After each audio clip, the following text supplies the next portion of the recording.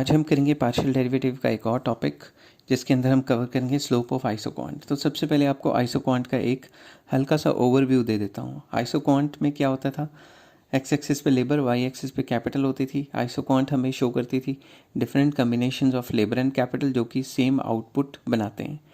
तो इस तरीके की होती थी आइसोक्वांट।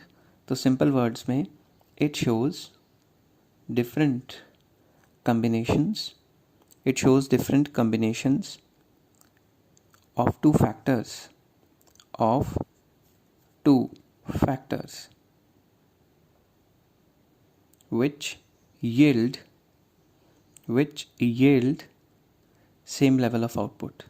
दो फैक्टर्स को इस्तेमाल करके सेम लेवल ऑफ आउटपुट को बनाना, वो आइसोक्वांट की डेफिनेशन थी। ठीक है, आइसो मतलब इक्वल, क्वांट मतलब क्वांटिटी, कि आप इस कर्व पे कहीं भी रहेंगे सेम क्वांटिटी ही रहेगी। तो अगर हम इसको मतलब इसकी स्लोप लिखें तो स्लोप ऑफ आइसोक्वांट क्या होती है? Slope of isoquant is MRTS, मतलब marginal rate of technical substitution of labour for capital. तो इसको हम लिखते हैं MRTS, LK मतलब marginal rate of technical substitution, marginal rate of technical substitution of labor for capital,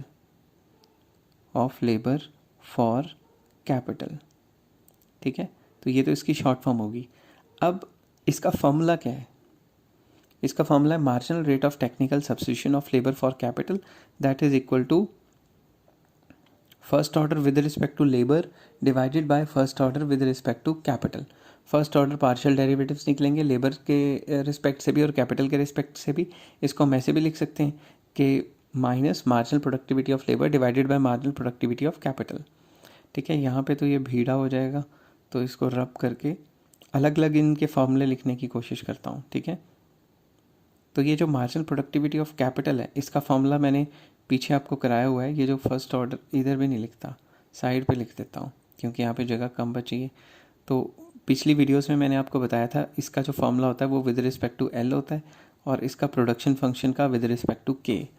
तो मार्जिनल प्रोडक्टिविटी ऑफ लेबर क्या होता है? जो भी प्रोडक्शन फंक्शन है उसका with respect to labour partial derivative, और मार्जिनल प्रोडक्टिविटी ऑफ कैपिटल का विद रिस्पेक्ट टू जो प्रोडक्शन फंक्शन है उसका विद रिस्पेक्ट टू कैपिटल। अगर हम पार्शियल डेरिवेटिव निकाल दें तो वो होता है। आई होप आपको ये चीज़ें समझ आ गई होंगी। अब हम चलते हैं एक क्वेश्चन की तरफ। एक क्वेश्चन लिखते हैं, प्रोडक्शन फंक्शन लिखते हैं और उसमें उसका स्लोप निकालने की कोशिश करते हैं। ठीक है, सपोज हमें गिवन है ये वाला production function. Given the production function लिख लेता हूँ, गिवन द प्रोडक्शन फंक्शन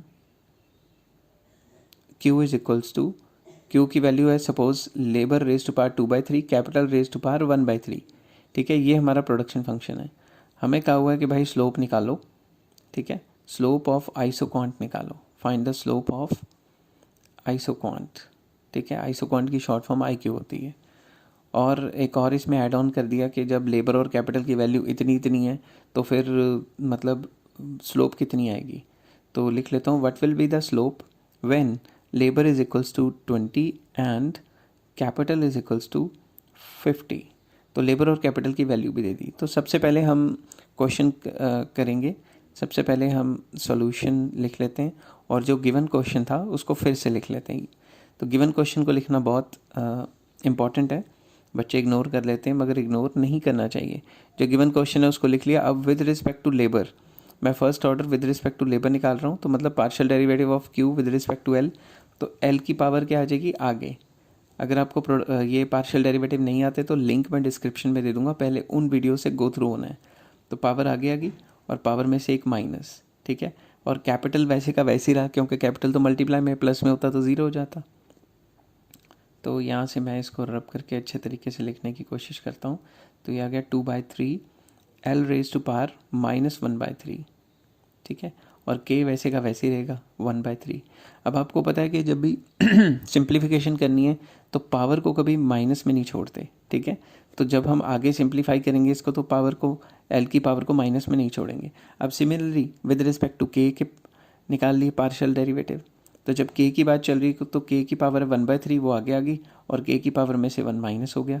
तो ये 1/3, L तो सेम टू सेम रहा 2/3, और जो K है उसकी पावर होगी -2/3। LCM लेके ये सॉल्व हो जाएगा।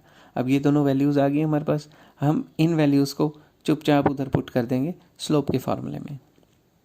नेक्स्ट पेज पे चलते हैं और स्लोप का फार्मूला लिखते हैं। तो स्लोप का formula, slope of isoquant is equals to first order with respect to L divided by with respect to capital, आगे माइनस क्योंकि नेगेटिव स्लोप थी, तो इसका फार्मूला लिख लेता हूँ, एल रेज टू पावर -1/3 के raise to power 1/3 divided by first order with respect to X का था 1/3 एल रेज टू पावर, पीछे से देखता हूँ फिर लिखता हूँ, ऐसे तुक्के मारने का कोई फ़ायदा नहीं, एक पेज होता तो बड़ा सही रहता। यह एल रेज टू पावर 2/3 और के रेज टू पावर -2/3, तो मैं यहाँ से रब करता हूँ और 2/3 और इसकी पावर थी -2/3, ठीक है। तो जब आप देख देख के लिखेंगे तो गलती होने के चांसेस ना के बराबर होते हैं, तो गलती आपकी नहीं होगी, तो ये हो गया -2/3। तो अब ये चीज़ें आपको गिवन है। अब ध्यान से देखिए, ऊपर वाला जो L है लेबर, ये माइनस में और नीचे वाला K माइनस में, तो जो माइनस में पावर होती है हम उनकी पोजीशन चेंज कर देते हैं, जो ऊपर है वो नीचे आ जाएगा, नीचे है वो ऊपर आ जाएगा, यहाँ से 3 कैंसिल हो जाएगा, तो 3 कैंसिल हो गया तो -2 बचा, ठीक है। तो ऊपर आ गया K की पावर 1/3 तो है ही है, और K की पावर 2/3 हो जाएगी क्योंकि जो नीचे माइनस है वो ऊपर चला जाएगा, और नीचे जो पावर है 2/3 वो तो है ही है, ऊपर से पावर जो ऊपर वाली थी वो नीचे आ जाएगी, तो साइन चेंज हो जाएगा। तो जब आप इसका एलसीएम निकालेंगे तो ये सिर्फ K ही रह जाएगा और दूसरी तरफ सिर्फ L ही रह जाएगा, क्योंकि अगर आप इस लेवल पे हैं तो आपको ये छोटी मोटी सिंप्लीफिकेशन आती ही होगी, ठीक है। तो अब अगर ये वैल्यू आ गई है स्लोप की और हमें क्वेश्चन गिवन था कि लेबर की वैल्यू 20 है और कैपिटल की वैल्यू 50 है, तो इसकी वैल्यू क्या होगी, तो हम सिंपली बस स्लोप के फार्मूले में पुट कर देंगे, marginal rate of technical substitution of labour for capital that is equals to 2, capital की जगह 50 डाल देंगे और लेबर की जगह 20 डाल देंगे। अब अगर इसको सॉल्व कर लेंगे तो इसका आंसर ये 0 से 0 कट गया। सिंप्लीफाई कर लेते हैं, कलर चेंज कर लेता हूँ ताकि आपको थोड़ा बहुत पसंद आए देखने में, ये 2 से 2 कट गया, तो बेसिकली आंसर आपके सामने है, ठीक है। तो इस तरीके से इसको सॉल्व किया जाता है। आई होप आपको समझ आ गया होगा स्लोप कैसे निकालते हैं।